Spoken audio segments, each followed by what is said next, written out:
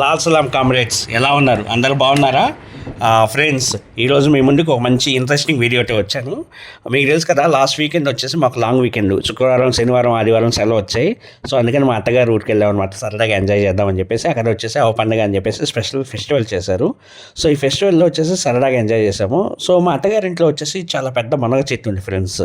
So మేమంతా ఏం చేసామంటే టైం ఉంది కదా అని చెప్పేసి హ్యాపీగా ఆ మునగ చెట్టు ఎక్కి మునగాకు కోస్తున్నాము. అసలు ఈ మునగాకు యూజ్ మీకు ఏమైనా తెలుసా ఫ్రెండ్స్? సో తెలుసుంటే కామెంట్ చేయండి. సో ఇప్పుడు ఏంటంటే అందరూ వచ్చేసి గేదె పాలు లేకపోతే ఆవు పాల మీద పడిపోయారు. సో మీకు తెలుసు కదా, ఇలా డిమాండ్ ఎక్కువైపోయే లోపల వీటిని కల్తీ ఎక్కువ చేస్తారు. సో కల్తీ చేయడం వల్ల ఏంటంటే, దీనివల్ల ఏంటంటే మంచి జరగబోయే బదులు చెడు ఎక్కువ జరుగుతుంది. అందుకని ఏంటంటే దానికి మంచి ఆల్టర్నేటివ్ వచ్చేసి ఈ మునగాకు ఫ్రెండ్స్. అసలు ఈ మునగాకులో ఎన్ని బెనిఫిట్స్ ఉన్నాయి తెలుసా? దీంట్లో వచ్చేసి చాలా న్యూట్రియన్స్ ఎక్కువ ఉంటాయి.